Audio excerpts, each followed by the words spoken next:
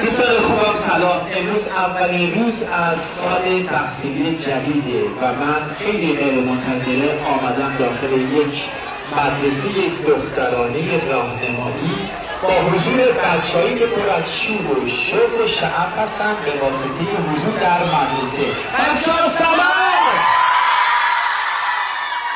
بچه‌ها مقطع سوم راهنمایی، دوم راهنمایی، اول راهنمایی. سال تحصیلی بر شما مبارک باشه انشالله.